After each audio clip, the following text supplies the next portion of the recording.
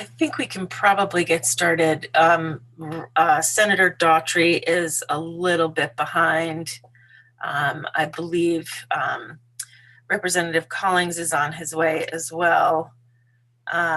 Looks like we're just missing perhaps Representative Hanley and Senator Pouliot. Does that sound okay that we get started? We don't have quorum at this point, I don't think. 1, 2, 3. 2, 3, 4.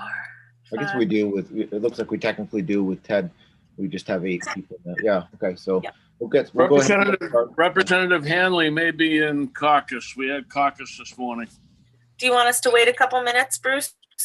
I don't know how long that's going to last, so no, probably not. Okay, gotcha. Okay, well, great. We'll get started. Welcome everybody to the Committee on Taxation.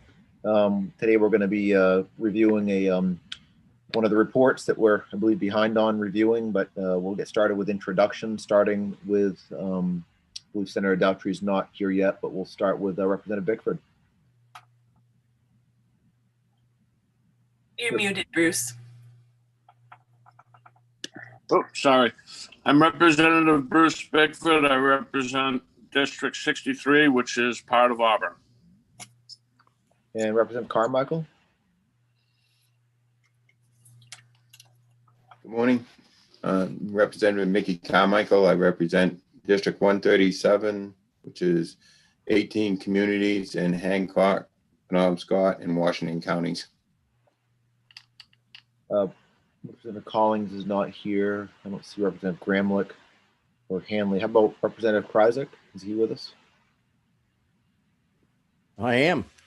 I'm Representative Ted Kryzak. I represent District 20, Acton, Lebanon, and part of Shapley. Great. And Representative Matlack, I see you're here. I am. My name is Ann Matlack. I represent House District 92, which includes the communities of Cushing, Thomaston, South Thomaston, St. George, Matinicus, Cree Haven, and the Muscle Ridge Islands. Great. Representative Perry. Good morning. I'm Joe Perry. I represent part of Bangor and part of Orono in the main house. And Representative Sachs. Good morning. My name is Melanie Sachs, and I represent House District 48, which is Freeport and part of Pelham. Thank you. All right. I see that Senator Pouliot has joined us. Hey, good morning, guys. State Senator Matt Pouliot, represent Senate District 15, towns of Augusta, China, Oakland City, and Bassboro. And just a heads up, I've got a public hearing on another bill and a work session, so I'm going to be trying to juggle some Zooms here. You may see me going in and out for that reason.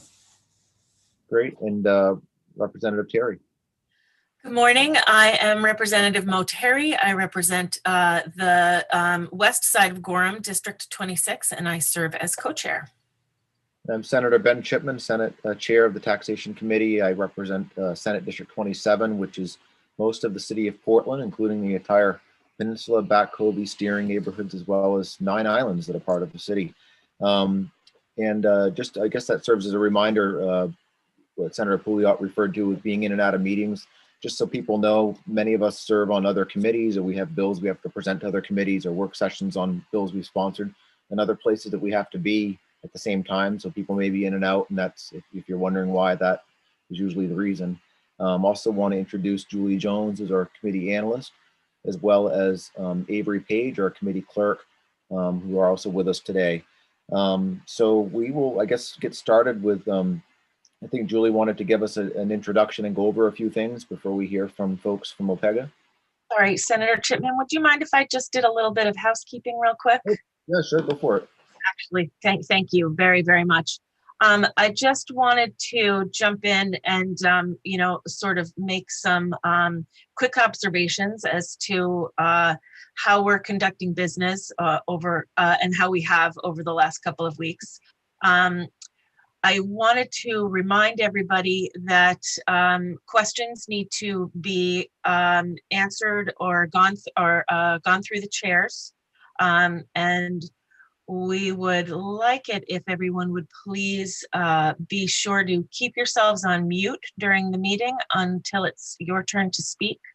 If you have a question or need to make a motion or do anything, we would like it if you would please raise your hand I think we've all figured out this Zoom thing and how to raise hands. So if we could go forward with that, so we're all on the same page, that would be excellent. And again, just a reminder, you will be on mute until you're called upon, or till you're called upon, or until you unmute yourselves. That will keep down on background noise and inappropriate discussions if they happen to arise. So that was it. That's it for me. Thank you, and I apologize. We can probably jump right into Julie's presentation. Excellent. So Julie, if you'd like to start us out. Yes, thank you. I just wanted to say a few comments about the tax expenditure process before you get started. It's a process which is unique to the Taxation Committee. The Taxation Committee is the only one that does tax expenditure review. It was a process that was created in 2015 as a result of a legislative study to come up with the process. And as a result of that, every year, the Taxation Committee has some provisions of tax expenditure review to analyze, and you are authorized to present legislation to the legislature to make changes in the provisions under review if you want to. This morning, we have Jen Henderson and Ariel Ritchie from OPEGA who are here to explain the process to you. They are the ones who do all of the work, really, of analyzing and providing information to the Taxation Committee so that you are then in a position to do the evaluation that the statute directs the Taxation Committee to do. They are going to talk about that, and they're going to talk about this year's expedited review provisions, which have to do with the policy area of interstate and foreign commerce. And they will talk to you about that more. You also have present Mike Allen from DAFS and Judy Methout, who is the director of the Sales and Fuel Tax Division at Maine Revenue Services. All of the provisions on the expedited report are under her jurisdiction. So they are also here to listen and to answer questions if necessary. Once you have had the presentation on the expedited provisions, I have prepared my usual charts. I find charts to be the easiest way to sort of go through things. So I have a chart, but it hasn't been sent to you yet, that just includes the provisions and statute that the Taxation Committee is supposed to think about with regard to the tax expenditures. And once you get into the process of actually looking at the information that you've received from OPEGA, then the chart hopefully will be useful to you in terms of doing that. We do have a couple of provisions that are left over. They're full expenditure provisions that are left over from previous years that were not gotten to either because of the press of other business or last year, the faster than expected adjournment due to the pandemic issues. So that's all I wanted to say sort of at the beginning. And I think we're ready to turn it over to Jen Henderson and Ariel Ritchie at this point. If that's how the chairs want to proceed, or unless anybody has any questions or anything for me. Any committee members have questions for Julie?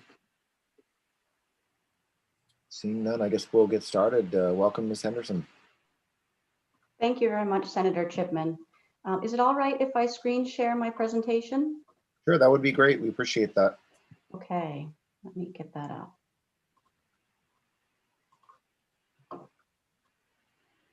And can everyone see that okay? Yeah, I think so. Just a minute, it's not, there we go. Okay, now we're full screen. So thank you very much for having me here today. My name is Jen Henderson, and I'm a senior analyst with the Legislature's Office of Program Evaluation and Government Accountability. I'm here today to give a high-level description of the tax review process generally, and I'll also provide some additional resources for those of you who'd like to dig more into the details about the process or about any of the individual tax expenditure reports that have been published to date. So as Julie said, Maine's current tax expenditure review process was established in 2015, and it was the culmination of a lot of work on the part of the legislature over a number of years. The purpose of the process really is to support the legislature's oversight of tax expenditures. And at the time that the process was established, Maine became one of only 19 states that were doing some regular review of their tax expenditure programs, according to the Pew Charitable Trust. However, that number has continued to grow. And as of the fall of 2020, Pew was reporting that 30 states are now conducting some kind of regular review of their tax expenditure programs. And within this growing group of states, the Pew Charitable Trust has highlighted Maine as a leader. They've noted that the state has a well-designed plan for regularly evaluating tax incentives, that the state has experience producing quality evaluations with rigorous analysis, and the state has a process for informing policy choices, all of which they say make Maine a leader. And for those who'd like any more detail about Pew's assessment of Maine's process, in the handouts for today, I've provided a letter that Pew sent to the Government Oversight Committee in the fall of 2020. And I've also provided links to a couple of other Pew documents that discuss nationwide trends, challenges, and successes in this sort of tax expenditure evaluation. And Pew has also offered to come before the Government Oversight or Taxation Committees to speak on these topics if that would be useful at any point. So now let's dive into how the tax review process works here in Maine. It all starts with the identification of the universe of tax expenditures in Maine that should be subject to the review process. The Government Oversight Committee is charged with defining this universe and then categorizing each of the tax expenditures to determine the level of review that each should receive. The 3 levels of review are defined in statute, and they include a full evaluation for those expenditures that are intended to provide an incentive for specific behaviors, that provide a benefit to a specific group of beneficiaries, or for which measurable goals can readily be identified. Then there are those that are categorized for expedited review. Those are tax expenditures that are intended to implement broader tax policy goals and may not be as readily measurable. And the third category is for no review at all. Those are tax expenditures with an estimated impact on state revenue of less than $50,000 per year, or that are otherwise determined not to warrant either a full evaluation or expedited review. And as of the last updating to the tax expenditure universe, there were about 177 total tax expenditures included. 32 were categorized for full evaluation, 82 for an expedited review, and 63 for no review. The Government Oversight Committee updates that whole universe and the categorization of the individual tax expenditures annually to reflect ongoing statutory changes, and also annually sets the review schedule, determining which tax expenditures will be prioritized for review next. And the committee makes these decisions in consultation with the Taxation Committee. Next, I'll talk just a little more about what the expedited and full evaluations actually entail and how the two are different. So expedited reviews, that is the type of review that we're actually here to talk to you about today. The expedited reviews are conducted annually by the Taxation Committee. It's the committee itself that performs those reviews. Each review focuses on a group of tax expenditures, typically clustered by a tax policy area. For example, in the first year of this process, the Taxation Committee's review focused on the tax policy area of necessities of life. And this group included things like sales tax exemptions on groceries and other things like prescription medicines. As prescribed in statute, the Taxation Committee, in its expedited review, assesses the continued relevance of or need for adjustments to both the broader tax policy area that's under review and the individual expenditures that are grouped within that policy area. OPEGA supports the Taxation Committee in its expedited reviews by providing the committee with a summary of information about the tax expenditures that are under review each year. Statute dictates that this summary include information such as a description of the policy area and of each individual tax expenditure that's under review, a legislative history for each individual tax expenditure, and the estimated fiscal impact for each expenditure and for the group as a whole. The committee then uses this information as a starting point for its review. And this is the information that we're here to share with you today and that my colleague Ariel Ritchie will speak to you about next. As Julie said, at the conclusion of each year's expedited review, the Taxation Committee reports out its results to the legislature and is also authorized by statute to submit a bill to implement any recommendations that the committee might have. On the page of resources that I provided, you can find links to all of the Taxation Committee's past reports.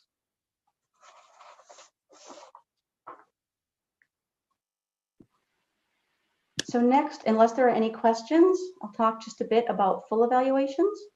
Are there any questions from members of the committee? I don't think we have any questions. So yeah, if you'd like to continue. Great. So full evaluations are comprehensive evaluations that are conducted by the Office of Program Evaluation and Government Accountability according to the review schedule that is set by the Government Oversight Committee in consultation with tax. Full evaluations begin with the establishment of evaluation parameters. The Government Oversight Committee sets these parameters for each full evaluation after soliciting input from the Taxation Committee and from stakeholders. And these parameters are really key because they establish things like the objectives of the evaluation, the metrics that should be used to measure the tax program's outcomes, and most importantly, the purpose and intended beneficiaries of the tax program under review. And I can't stress enough how important the established purpose and intended beneficiaries are to a good evaluation. They really form the foundation for OPEGA's work going forward. And as we move through the evaluation, we'll keep referring back to those things over and over again as we consider questions like, do program rules and requirements support the intended purpose? Does the program deliver the expected benefits to the intended beneficiaries? Or even, do other states have programs that are attempting to achieve a similar purpose? And how do those programs compare to the one under review in Maine? Essentially, all of the work that OPEGA does in a full evaluation comes back to these core parameters. So setting them is really key. Once the evaluation parameters have been set by the Government Oversight Committee, then OPEGA begins conducting the evaluation as soon as possible and according to the priorities that have been set for tax expenditure reviews. Oh, sorry, I forgot to advance the slides. You do that. It's important to note that these full evaluations don't always focus primarily on the return on investment of the programs or the program's budgetary impacts, although those topics may be part of a review. We really focus first on whether the programs are actually delivering the benefits that the legislature established them to deliver. And even figuring that out can be challenging, largely because Maine's tax expenditure review process is still in its early stages. Many of the programs we're evaluating were not originally set up to be evaluated, so they may not have clear purposes or goals specified in statute. And in many cases, it may not be clear what the specific return was that was expected for the state's investment. In recent years, the Taxation Committee has begun to address this by adding an evaluation section to the statute of individual tax expenditures when a bill dealing with them comes before the committee. An example of this is the new shipbuilding facility credit. When it enacted the credit, the 128th legislature also specified in statute the public policy purpose and associated measures that should be applied to the program for the purposes of evaluating it moving forward. And having these things clear from the outset really sets that tax expenditure up for a more effective evaluation in the future. Aside from unclear purposes, another challenge for these full evaluations is, of course, data. Many programs don't have performance data being collected to support the calculation of basic metrics. And we frequently find that even when data is being collected, it turns out to be unreliable or incomplete. It's also worth noting that these evaluations do take time. Like our colleagues around the country, OPEGA follows quality assurance procedures to ensure that our work is evidence-based with conclusions that are sound and well supported. And this includes internal quality controls as well as opportunities for the administering agencies to review and provide feedback on draft conclusions and reports, and to provide comment if they choose in the final report. Once all of that work is done, full evaluation results are reported to both the Government Oversight Committee and the Taxation Committee. And each committee has a statutory role in the receipt and processing of those reports. The process typically starts with the Government Oversight Committee. This committee receives the report, hears public comment on it, holds work sessions as needed, and assesses the overall credibility of the work that went into the report. The Government Oversight Committee then forwards all materials related to the report, including a record of votes and any committee member comments or recommendations on to the Taxation Committee. Taxation, in turn, reviews the full evaluation report and the related materials. Then it reports out to the legislature any recommendations resulting from its review of the materials. And under statute, again, tax may submit a bill to implement its recommendations. As the tax committee works through the reports, OPEGA is also available to provide presentations or answer questions about the reports as needed.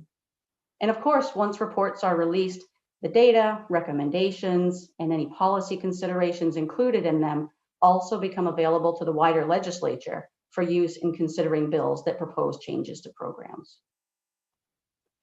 On the resources list that I provided, you can find links to all of the full evaluation reports that have been produced by OPEGA since 2016. And that is it for an overview of the tax review process generally. But before we wrap up, if you don't mind, I'd like to touch just briefly on the reviews that have been completed to date. We've got maybe a question from Representative Terry. Sure. Sorry, I do have a question, but actually, Ms. Henderson, if you wouldn't mind, you go ahead and finish up, and I'll ask after you're done. All right. I just wanted to note that a lot of work has been done in just a handful of years since this review process was established. The Taxation Committee has performed expedited review of and reported out on 4 groups of tax expenditures already. And after just 2 more groups are reviewed, one of which is before you currently, all of the tax expenditures categorized for expedited review will have been through at least one review cycle with the Taxation Committee. In full evaluations, 5 reports have been produced by OPEGA to date. These include evaluations of the New Markets Capital Investment Program, Pine Tree Development Zones, the ETIF program, the Better and Betty programs, and the Maine Capital Investment Credit. And OPEGA has also produced reports on 2 limited scope special reviews of tax expenditure programs. One on the design of the Major Business Headquarters Expansion Program when it was newly enacted, and just a few months ago, a limited scope follow-up on the Pine Tree Development Zones program. And there are currently 3 full evaluations that are in process. The evaluation of the Seed Capital Tax Credit Program is in active fieldwork right now, with a report expected out in 2021. And there are 2 more tax expenditures that are currently in preliminary research, which is what we call the process of gathering information that leads up to supporting the Government Oversight Committee's establishment of those really important evaluation parameters. The 2 tax expenditures that are working up to that right now are the Historic Preservation Credit and the Research and Expense Tax Credit. And those are expected to come before the Government Oversight Committee to have the evaluation parameters set in early 2021. As I said before, links to all of the reports produced to date by both the Taxation Committee and OPEGA are included in the handouts. You can also receive hard copies of OPEGA reports or of executive summaries of reports by contacting our wonderful administrative secretary, Etta Connors, by email or by calling our office, and we're happy to answer questions that the committee has about any of our work at any time. Okay, we have just 2 questions from Representative Terry and then Representative Sachs. Thank you, Mr. Chair, and thank you very much, Ms. Henderson, for waiting to present to us. I know we had to put you off for a couple of days, so I, first of all, very much appreciate you being so flexible with your schedule. So I just wanted to go back a little bit about your what you were saying about building the reports into the credits that we pass in committee or on the floor. You know, it's been a few years now, a couple of years in this process, and I just wanted to make sure that you all had everything that you needed from us as far as policy goes to get all of the questions answered that you need answered, you know, for efficiency, for quickness, or for whatever, such as data collection, discussion between departments and businesses if they're part of this credit. So I wanted to make sure that you guys have everything that you need from us as far as this expedited review process goes. And if not, if there's something that we can work on for you going into the next phase of this, you know, discussion, I guess. Yeah. Sure. As far as the expedited review process, there isn't really anything else that comes to mind. We sort of think of it in the reverse, that we're trying to provide you with everything that we can to support your process. So if there's more or different that we can do, then we'd really like to hear about that. So, sorry, go ahead. I was just going to say, for full evaluation, since you asked, the work that the Taxation Committee has been doing to start including in statute what the public policy purpose and what the measures are that we should use to evaluate each of these programs has been really, really helpful. And so the ones that are coming up now, the Historic Preservation Credit and the Research and Expense Tax Credit, are 2 that don't have anything in statute for that right now. And when that's the case, it gives us a lot less to give the Government Oversight Committee to go on when they're looking to establish those parameters for us to use moving forward. Okay. So if we going forward with, you know, whatever comes next, would OPEGA be comfortable with testifying at a public hearing as to what they would like to see for such a credit? Or would you prefer waiting until we were in our work session to come up with the questions that need to be asked per credit or per expenditure, that is? Does that make sense? Did it make sense saying that? I think that I would defer to the director of the office on that. And unfortunately, as you may know, we're in between directors right now, which is why you have me here today. But our new director is to be starting on February 22nd. You may know her, Lucia Nixon, will be joining us from OPLA. So we're really excited for her to start. I would say that in the past, we haven't typically offered testimony on bills, but the director has been happy to help in any way that they can with any questions that come up about what may or may not be helpful to the process to have included in that section of statute about evaluation parameters and how the tax expenditure should be evaluated in the future. Okay, terrific. Thank you. Representative Sachs? Thank you, Mr. Chair. Thank you for being here, Ms. Henderson. I wanted to ask about the active fieldwork report that's due in 2021 regarding the Maine Seed Tax Credit Program. I understand we have a bill coming up about that particular program, and I'm wondering if you know when what will be, are you doing measurement outcomes of it, program evaluation of that, and when do you expect that it will be completed? Expect that report will be out sometime after the end of session, likely in late summer or early fall. So our hope is that we can get it to the taxation committee in the interim. In the past, the tax committee has often worked those full evaluations in the interim after all of the busy work of the session is over. So when you say it's, again, new to the tax committee, what is the type of information that you're evaluating? How it's operating, outcomes, how it's working, that sort of thing?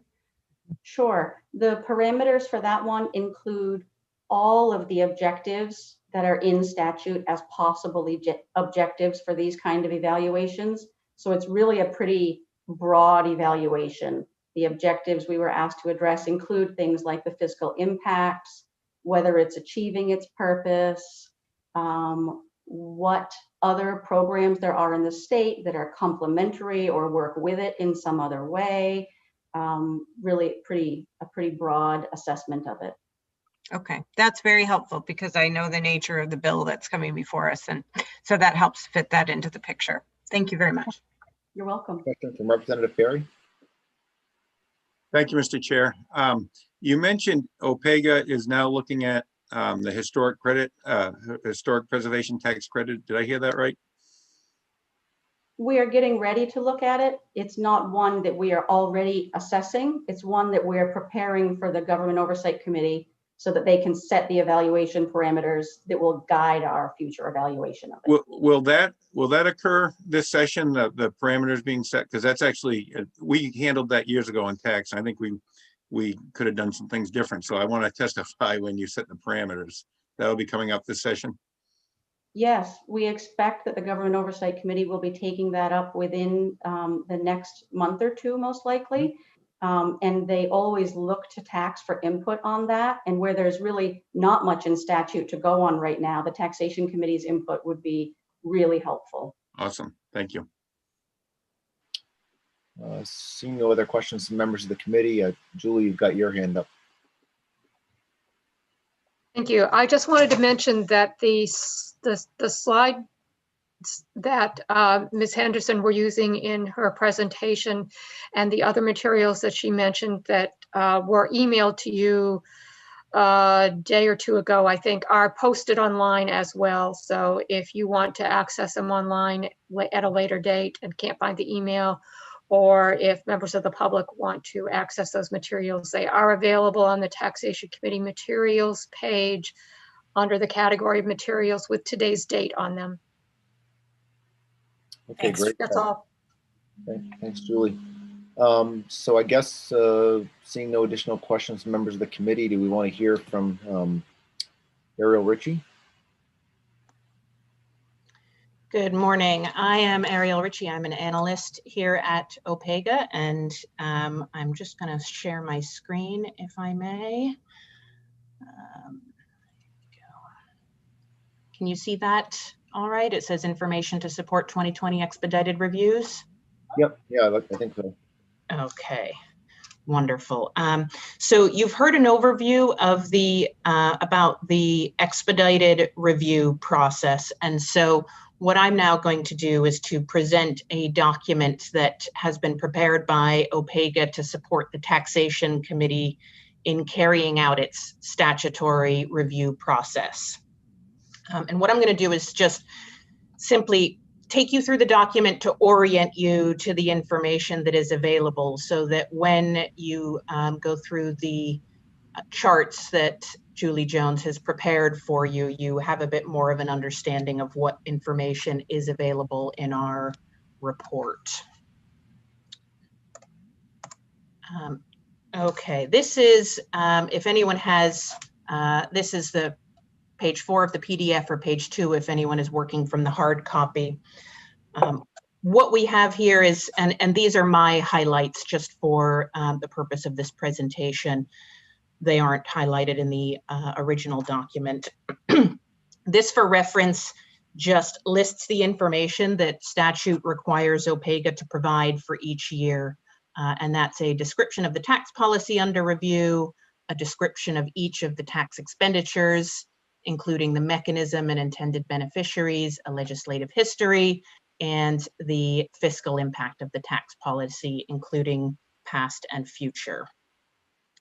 And then just scrolling down, what you can see here in this table, as Jen explained, next year, the full cycle of expedited reviews will be completed. And here we are this year, although it is now 2021, looking at the tax policy area, interstate and foreign commerce exemptions. And of the, in this year, there are 13 tax expenditures selected by the committees that fall within that category. And they are exemptions from the sales and use tax and exemptions from the fuel excise taxes that have all been grouped together under interstate and foreign commerce exemptions. So what does that mean? The report talks about the definition of this tax policy area. And this has been defined as exempting certain items from tax to create an incentive to purchase them in Maine, or helping align Maine's tax policy with other jurisdictions, so Maine is not at a competitive disadvantage. And to help break it down even further, of the 13 tax expenditures in this grouping, we have created subgroupings of exemptions from sales and use tax, exemptions from internal combustion fuels excise taxes, and exemptions from special fuels excise taxes. And what we can see in table 2 is these are the 13 expenditures grouped by those subcategories. So we can see that there are 10 in the exemptions from sales and use tax, 2 exemptions from internal combustion fuels excise taxes, and just 1 in exemption from special fuel excise taxes. So I'm just going to jump ahead here. So one of the key pieces that we do is pull together the estimated fiscal impacts. And that just as a reminder, that really represents the foregone revenue to the state due to the exemptions from these sales taxes and fuel excise taxes. What we at OPEGA do is take compile information from the Maine state tax expenditure reports, which you probably know more colloquially as the Red Book. For the purpose of the expedited reviews, we just take the information from different years of the Red Book to compile the estimates for a chunk of time in the past and in the future. What we don't do for these expedited is any independent assessment of it. So if you have any questions around the estimates, those are best directed to MRS because we are taking those estimates from them. What we have in table 3 here is an estimate of the fiscal impact by those 3 categories. And we can see that the 2 exemptions from internal combustion and fuel excise tax comprises the largest portion here. And it's important to note that the year-to-year changes in these estimates do not necessarily indicate changes in trends. It could simply be a change in the way it is calculated and estimated by MRS, and those changes might be influenced by tax changes in tax rates, economic activity, policy changes, available data, and other factors. And what we can see here in fiscal year 16 and 17, and I'll show you in another chart in a moment, there are two expenditures that did not have data available in those years. So that's why for the exemptions from special fuels, excise taxes, we see not applicable. And that is the explanation for the significant jump from 67,000 to 61 million. That is because for one of the expenditures within that grouping, there had not been estimates available. And I'm just gonna jump ahead. This is page 20. This is Appendix B, if you are at the hard copy, which is page 24. So this is a chart that shows the estimates from the Red Book of each of the 13 estimates. What you can see, for example, is many of them are an estimated range, and that could be because there isn't sufficient data available to allow for something more precise.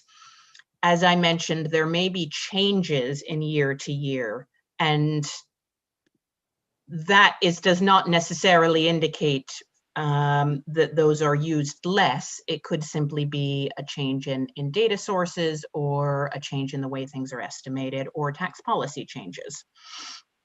And what I was mentioning before about the two that did not have data available in fiscal year 16 and 17, you can see down here that the excise tax exemption for gasoline exported from the state did not have data available for those 2 years, which is why we have that big jump in that category.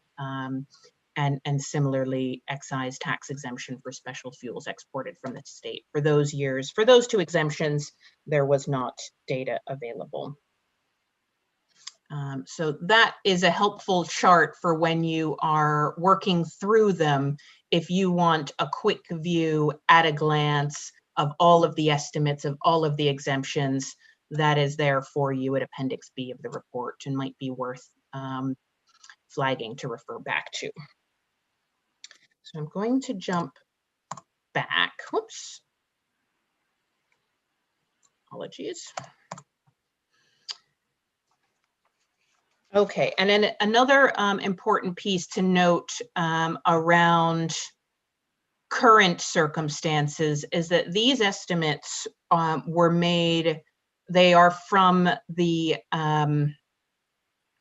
2020-2021 Red Book. And so those estimates were made prior to the economic impact and economic effects of the COVID-19 global pandemic. The December 2020 report of the Maine State Revenue Forecasting Committee noted an estimated overall decrease in general fund revenues of 3.9% in fiscal year 2021 and 0.8% decrease in the highway fund revenue. What we don't know is how those estimated changes might impact these specific fiscal estimates for these three expenditures. It wasn't broken down in any way that indicated whether or how decreases in or changes in these estimates might be impacted. So that's simply something to be aware of. It is useful also to be aware of there will be a new Red Book that comes out imminently in mid-February. And it is possible that that has some different estimates to what is contained here. That is not guaranteed, but just so you know, the Red Book that this data was taken from is the previous version. We then move on to the information on individual tax expenditures. And for that, what we do is within the document, there are individual charts for each expenditure. And so this gives you an example of what one looks like. We try our hardest to keep them each to 1 page. Some of them have very long legislative histories and go on to 2 pages. But this is your sort of at a glance information for each individual tax expenditure. What we have is the short description of that expenditure, the statutory reference, the distribution mechanism, often for sales tax. We note that it's exempted at the point of sale. A brief description of what that exemption means and what is included.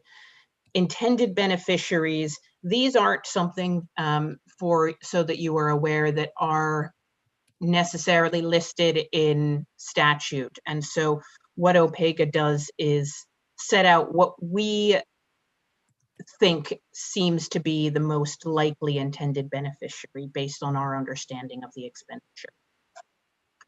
We include the estimated fiscal impact for each of these fiscal years, and we note the source of which version of the Red Book they are pulled from. If there are any notes on the estimates, on the estimated fiscal impacts, we note that there. Oftentimes, as I mentioned, where MRS includes in the Red Book a range, they make it clear that the revenue loss is estimated at a range because little or no data is available.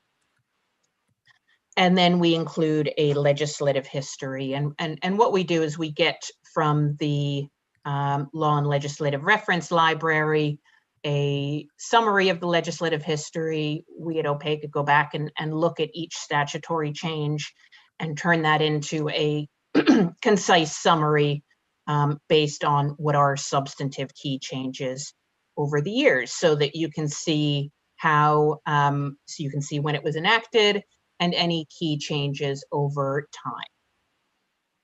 And that really is those individual, because there are 13 expenditures, those individual pages are the substance of this report, where we are compiling this information for your use when you then work through it with your analyst, Julie Jones. So we try and keep them to a very similar structure so that you can flick through and as you are interested in particular expenditures and work through them, you can see a compilation of all of that available information. And that continues through, this here is the last one that is on page 21 of the hard copy, page 23 of the PDF. And this is one of those where you can see that there is no available information for 2 of the fiscal years, and then the information comes up for fiscal year 18. And then just to kind of further orient you to the document, after the substantive compilations of information about each tax expenditure, Appendix A has, for your reference, selected sections of statute related to the expedited reviews, if that is helpful for you as any kind of reference. We have, as I mentioned to you, Appendix B. This is a very helpful table if you are wanting to scan across the group of them and see them all together and how they change over time. That is a very helpful table. And then Appendix C is getting it a little bit into the weeds, but gives you a little bit of a history of updates to MRS's tax policy microsimulation model for anyone who is interested in changes to their model over time. So that is that completes my brief run through to orient you to the information that OPEGA provides to help you complete your expedited review. I know that as Julie mentioned, she prepares charts as a way to take you through each of them so that to assist the tax committee in completing its statutory obligations to conduct the review. And we hope that this information is helpful to you in doing so. And if there are any questions that I can assist with, I'm happy to do so. Are there any questions from members of the committee? I'm not seeing any hands up, so I don't think we have any questions at this time, but thank you for the presentation, Ms. Ritchie, much appreciated. So should we hear from Dr. Allen now, or did you want to go through the charts, Julie?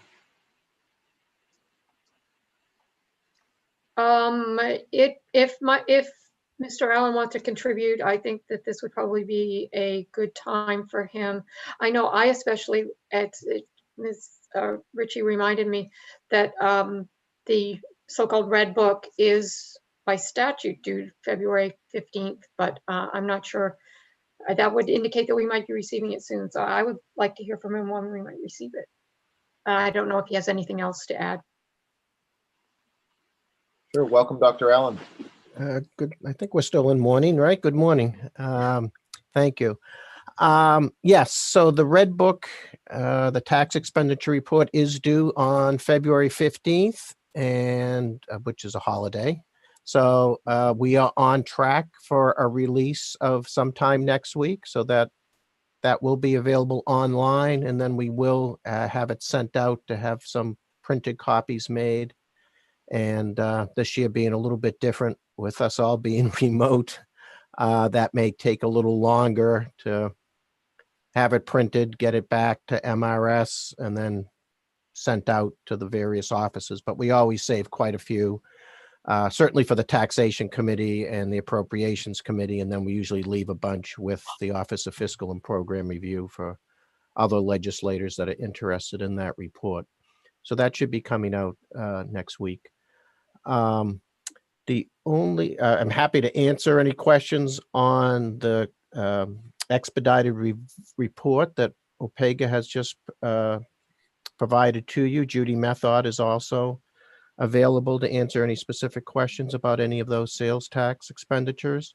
The only other thing I would say is that if there's an opportunity at some point, I think DAFS would like to have a conversation with certainly the Taxation Committee and any other legislative committees involved in the OPEGA tax expenditure review process to maybe just step back a little bit and look at the process and see if that's working for everybody. I guess from our point of view, the concern is that we are under constant review by OPEGA because Maine Revenue Services oversees all of these tax expenditures.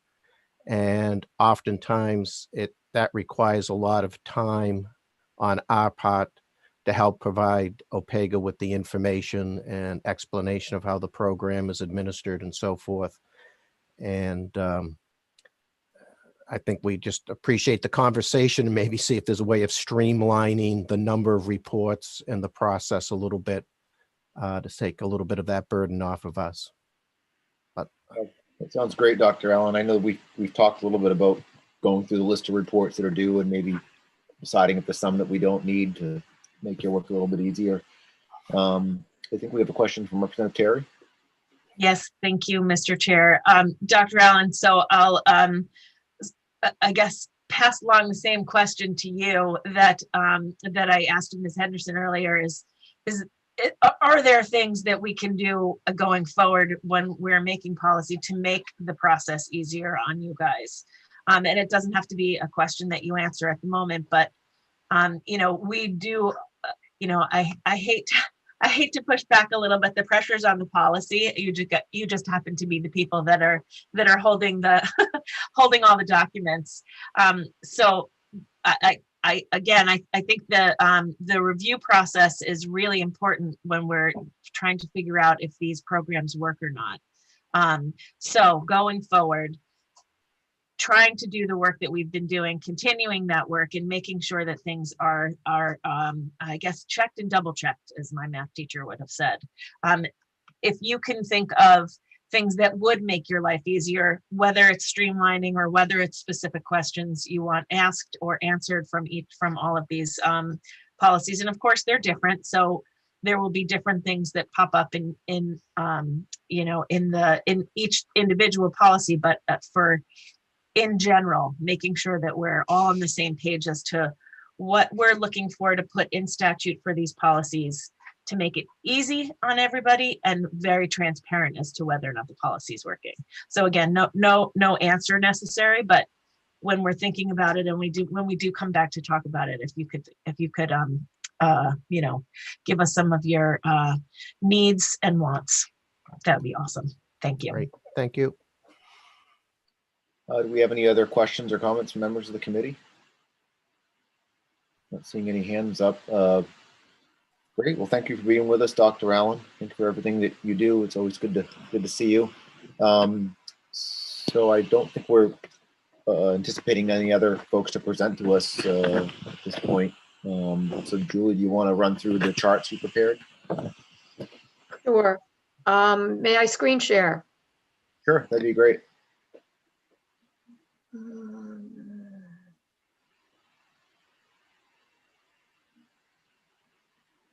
Okay, you should be seeing a page that says provisions for 2021 expedited review. That's what we have, yeah. Okay, this is the chart. The first page doesn't have a lot on it. The statutes require the taxation committee to perform two analyses with regard to expedited review provisions. One is to take a look at the policy for the expedited review provisions that you're reviewing. In this case, there's one tax policy under this year's report. In previous years, there have sometimes been two or three that each only have 3 or 4 different sales tax exemptions usually under them. In this instance, there's one policy with 13 specific exemptions. So the first page here mentions the policy and then moves on to that part of the chart. So with the first part of the chart identifies in the left-hand column the statutory criteria for evaluation. So the statute actually says the taxation committee should look at the items that are listed in the left-hand column, the reasons for the tax policy, the extent to which the reasons for the adoption of this policy remain or whether reconsideration is needed, the extent to which the tax policy is consistent with other state goals, and the past and future fiscal impact of the tax policy. I have started on this chart, although I have not gotten very far yet on the entire chart, to identify some notes for you, mostly from the OPEGA report itself. For instance, if we go back to the reasons for the policy, OPEGA has defined the policy of transactions relating to interstate and foreign commerce to say that the policy area is defined as exempting certain items from tax to create an incentive to purchase the items in Maine, or helping align Maine's tax policy with other jurisdictions so Maine is not at a competitive disadvantage. Looking back at the history of some of these exemptions, in fact, the exemption for ship stores, which I always found to be an interesting terminology, actually goes back to 1952 when the sales tax was originally enacted. So it has been an exemption since the time the sales tax was enacted. Many of the items you'll review have been adopted much more recently, but that one goes back a long time. And some of the others in this category go back a long time as well. There seems to, in looking at historical reports, there seems to have been some feeling that if a sales was related to interstate or foreign activity, that the federal constitution prohibited the state from a sales tax on those items. That theory has been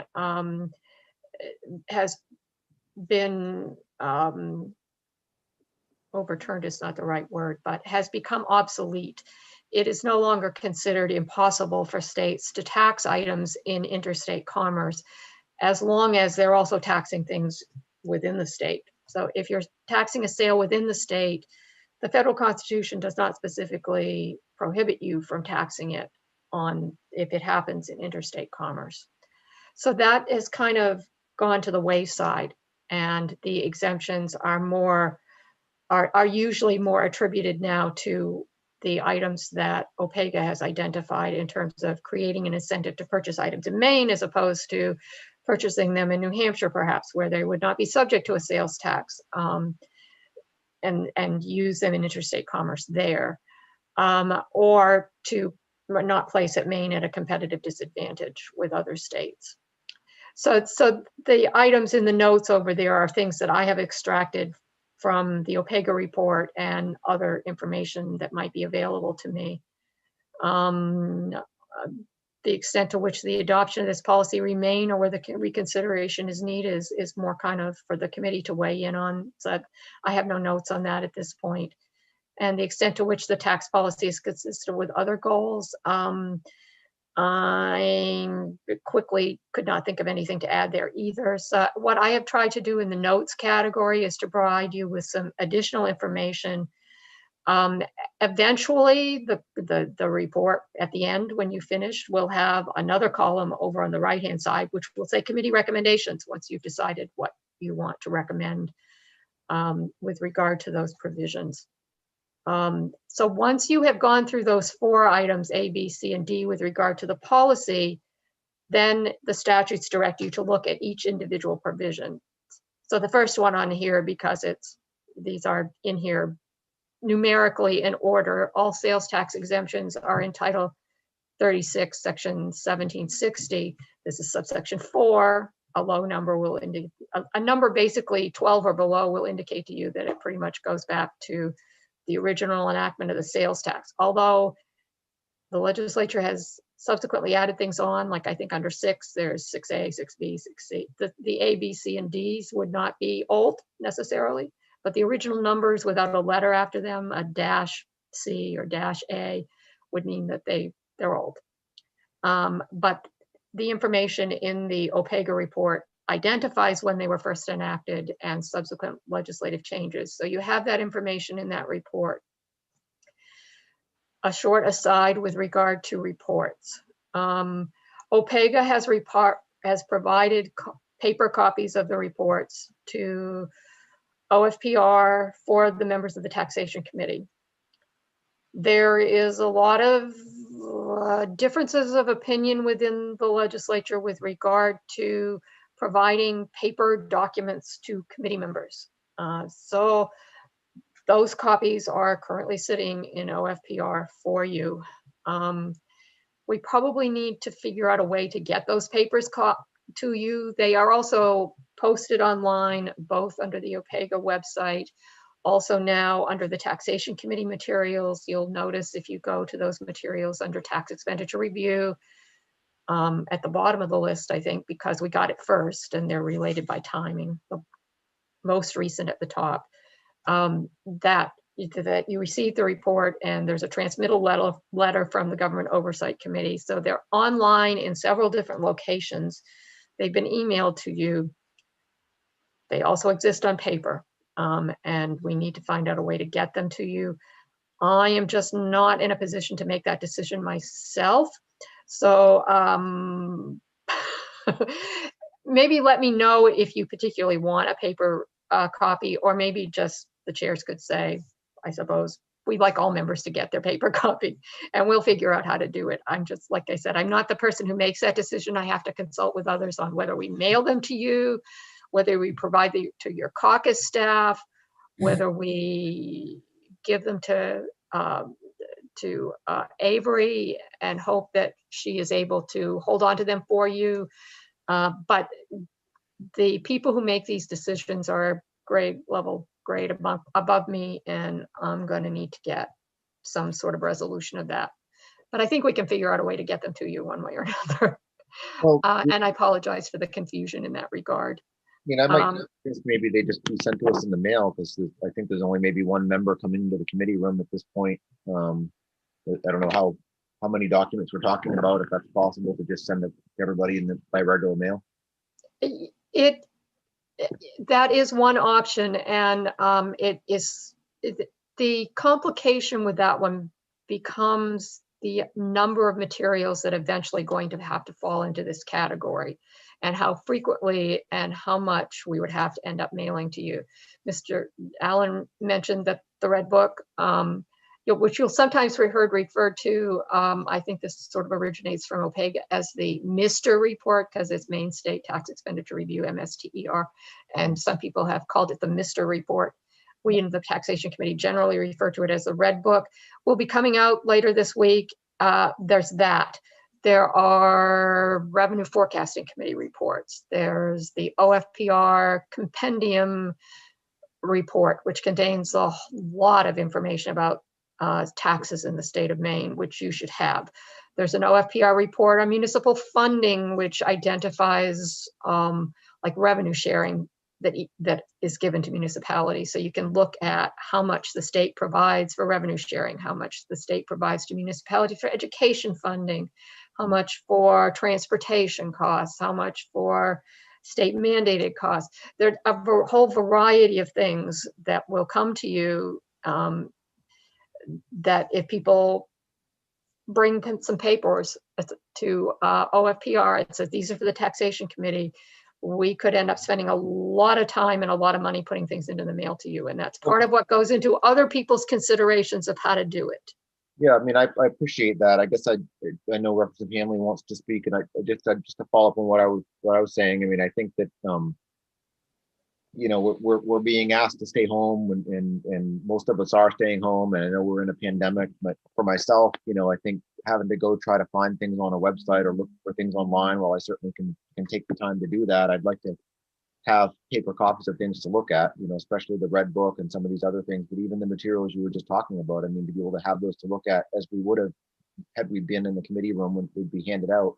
I know there's some additional time and expense to send them out in the mail, but I know the legislature is saving a lot of money having people not be driving to Augusta and paying for our reimbursements, which we're all incurring additional costs from working at home, and that's a whole nother discussion. But I think personally, I think the thing to do would be to maybe just ask each of the 13 committee members, would you like paper copies or not? And for those that don't and want to look online for things, they can. And for folks like myself who'd like to receive paper copies, I suspect Representative Hanley would as well, and some others, then maybe this could be sent out to those that would like to receive paper copies of things, and that might be half of us or something, who knows? But Representative Hanley, would you like to speak? Yes, thank you. Thank you, Mr. Chairman. My suggestion is that we have a committee clerk, and when we're not in these actual Zoom meetings, why isn't it possible to do the clerk do what they normally would do, which is establish a folder and put in that folder the necessary paperwork that is hard copied. And it could be laid out on the desk in the horseshoe. And those of us that wish to stop by and pick it up, at least we could pick it up at our convenience.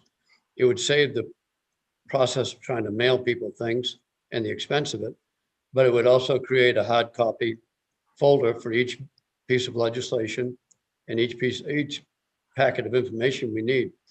Why can't that be a process we could look at? Well, the issue with that, Representative Hanley, is for those of us who aren't going to the State House, which I haven't been up there in 3 weeks or so. I mean, we wouldn't get things in a timely fashion to be able to look at things. So, I mean, I'd like to have them sent to me in the mail if I'm going to be asked to stay home and we're in a pandemic, and I understand it's better not to be in the building, and I'm fine with staying home. I figured out the technology of Zoom and everything's working fine from home, but I need to have these materials, need to be able to look at them and read them. And I'd like hard copies myself. Some people may want things electronically, but I prefer the hard copies so I can be looking at them while we're on Zoom and I'm on my computer on a Zoom meeting and we're reviewing some of these things. I can be looking at the hard copies at the same time, Yes. And go ahead. Yeah, thank you, Mr. Chair. You and I had a conversation last weekend, and my opinion is that the committee should be in person in the chamber, in the committee room, spread out, and with all the necessary precautions. So again, those that don't want to be here, okay, but we got hired to do a job. We expect everyone else in the state of Maine to go to work, and we're not showing up at work. Yet everyone that is on this Zoom right now will go to Walmart, Kmart, will go to the grocery store, the hardware store. They will interact with thousands of people a month, yet they won't come in to go to work. Yet all the people we interact with, we expect them to be at work.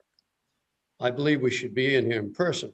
So again, I know you haven't been here for a while, and a lot of the other members haven't been, but people drive by this building all the time. There's no reason why you can't swing in and pick up your folder if it's laying on your desk.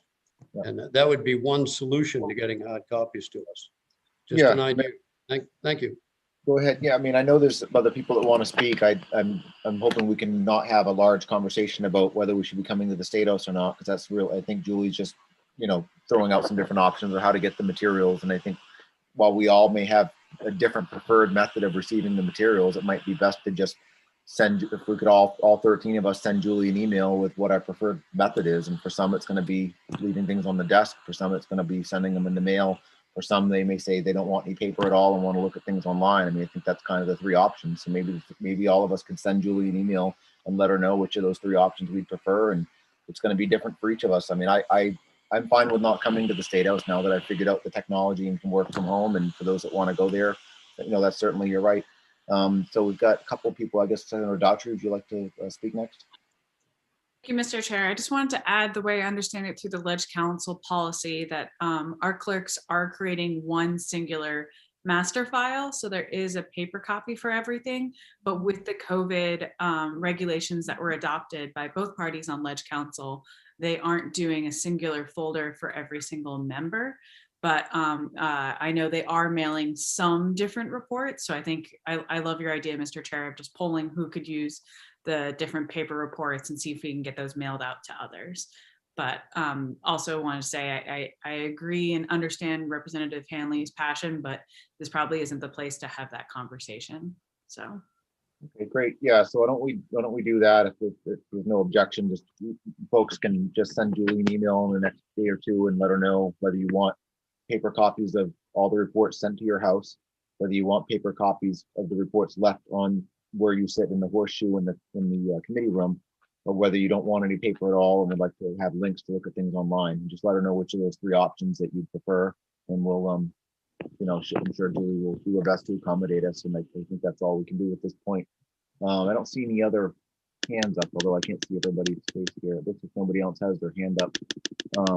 So is that everything you have for us today, Julie?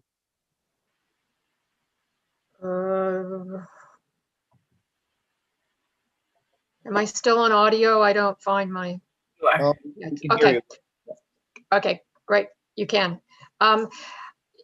Yeah, I'm sorry that I opened that hornet's nest. As Senator Daughtry mentioned, this is something that's being discussed on the level of the Legislative Council, and I will value receiving the way in which you would like to receive materials, but I cannot promise that I will be able to do things the way you want them done, because it's a decision that's made at a different level than me. No, I don't want to put you in an uncomfortable position, Julie. I mean, I guess, you know, all we can do is follow what the current rules allow. So, you know, if the current rules allow, you know, these three options, then, you know, that would be great. And if there's a new rule that's made by Ledge Council that doesn't allow any of the, you know, one of these options or two of them, or, you know, three of them, we'll just have to follow what's allowed at the time. But I think at this point, my understanding is the three options I've explained are permissible until a decision's made otherwise, while that's being discussed and any other decisions are made. In the meantime, we do have the three options of no paper, online only, paper copies in the committee room, or paper copies sent to our homes. So, I mean, you know, the folks can just let Julie know and she can collect that information, and we'll just go with what we can do at the time being. And then, you know, if there's a decision made where no paper is allowed to be sent through the mail, you know, we can just go with the other two options, you know, that we have to work with. Yeah, I don't see any other questions. And so you're all set with it now, Julie? Do you have some more? I did do want to do a little bit more explanation of the chart. When following the general policy, there is the listing of each individual tax expenditure that OPEGA has provided you information on. And following, again, in the left-hand category, there's a brief summary of what the of what the tax expenditure is, followed by A, B, C, D, E, F, G, and H, which I think adds up to 8 categories that the statute specifically provides that the taxation committee should address. Past and future fiscal impact, OPEGA provides that to you. So it's simply what we've done in past reports is simply to say, see the OPEGA report Appendix B, because they've already done that. Administrative costs and burdens, OPEGA will comment on that if they know of any, but you may have to do some investigation into that yourself. Maine Revenue Services is usually the one that would tell you that what that is. Extent to which the tax expenditure is consistent with broad tax policy and other tax expenditures. Extent to which the design of the tax expenditure is effective in accomplishing its purpose. Extent to which the benefits reach the intended beneficiaries, including consideration of enforcement mechanisms. Extent to which the original reasons for the tax expenditure still exist. Are there other reasons to amend or repeal it? And then other recommendations you might have. So the process of your review is to fill in to fill in the right-hand column, which isn't there yet, which is your conclusion with regard to those particular evaluation parameters. So it just goes through and provides for each one. Again, it provides the sales ST, for instance, in this instance, refers to sales tax expenditure impact. This is the sales tax revenue, which is estimated by Maine Revenue Services to not be collected based on due to the sales tax exemption, in this case for internal combustion fuel used for the purposes of propelling jet engine aircraft. And this one is actually based upon reports of gallons of jet fuel sold, or based on motor fuel tax returns. Sometimes Maine Revenue Services has fairly specific information based upon other information that they get in the process of administering the law. Sometimes they, as Ms. Ritchie pointed out, they need to use their economic model to come up with an estimate because they had no specific information. But for each one of the exemptions, it goes through all those 8 parameters, and at the end, we'll have information which we'll add a right-hand column which provides your conclusions and recommendations in order to form the substance of your report to the legislature.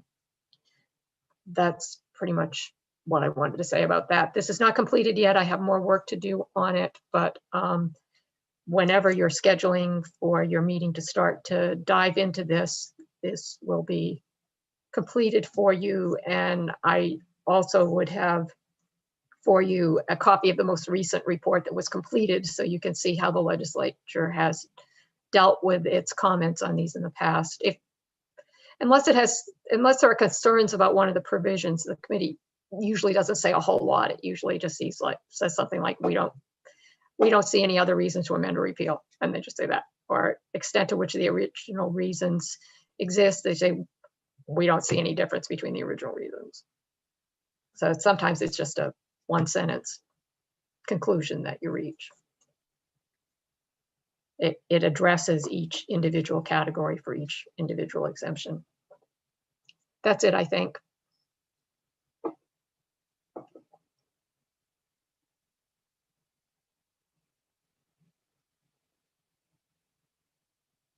Yeah, you're muted, Senator Chipman. Mute. Sorry, I forgot to unmute myself. Sorry. So I think thank you for that review of the chart, Julie. Much appreciated. I don't see any other hands up with any questions from committee members. So I think that completes our work for today. So thank everybody for participating. We will see everybody on Tuesday morning at 9:30. Oh, Representative Terry, do you have something? Senator Chipman, thank you. I just wanted to remind everybody that Julie sent out our report to review from AFA. If everybody could please take a look at that and I believe she asked in there that the people that made the motion to check in with her and make sure that your motions are represented the way you want them to be. And then Julie, will you, after you hear from the motioners, will you send back, I guess the report with the questions answered that you want answered to all of us? Or just to the chairs, perhaps? You're on mute. And it keeps moving around. Sometimes it's the bottom of the screen and now it's at the top of the screen. Oh, I should stop sharing is what I should do. Basically, I know there were a lot of comments that were made at your last discussion about information or approaches that you would like to address to the Appropriations Committee when the report goes to them. And some of them, I didn't really feel like I was in the best position to be categorizing them. So I wanted to make sure that the proponents of the makers of the motions would be the persons to add in language if they wanted to provide additional information related to the recommendation to go to the Appropriations Committee. If I were to receive that information from each member individually, I would be in a position of trying to figure out whether all the members who supported that report were also in agreement with that language. So what I suggested was that if individual members have suggestions, that they make them to the motion maker and the motion maker be the arbiter of what the language should actually say. When would you like to receive that by, Julie, in the next 24 hours? As soon as possible, yes. I had suggested that I had requested that people get back to me yesterday or today. Appropriations Committee, the report was due back last Friday, and the Appropriations Committee is kind of, say, when are we going to get it? When are we going to get it? So I'm trying to get it there as quickly as possible. That's all I know at this point. I haven't received another, I haven't received a drop dead date. but they do want to hear from you as soon as possible. So hopefully, if you could get back to me by the end of today, that would be good. So I can get it to them tomorrow at least. Representative Kryzak has given the thumbs up on that. So you are understanding to check in with Julie, Ted? I am, and I can tell you now, I just wanted to be the wording of my motion is fine. And I think we sent that to you, Julie. Did you get it? No, I did not. Okay, I'll have them send it again. Yeah. Okay, thank you. Okay. Just check in with each other. That would be great. And Senator Chipman and Representative Daughtry, Senator Daughtry, apologies. It might take a bit. I apologize. If you all can get in touch with Julie today and just make sure that that everything is the way you want it to look. And if you have any questions, obviously contact the rest of us. But I think as long as Julie has that by the end of the day today, we should be good. Great. So I think we're all on the same page with that. And then Julie will compile everything and get that over to our friends on the Appropriations Committee. Anything else we should discuss, or are we all set, you think, Representative Terry? I'm feeling pretty good. Excellent. Great. Well, thanks everyone for being here. We'll have a great weekend, and we will see you Tuesday morning at 9:30. Excellent.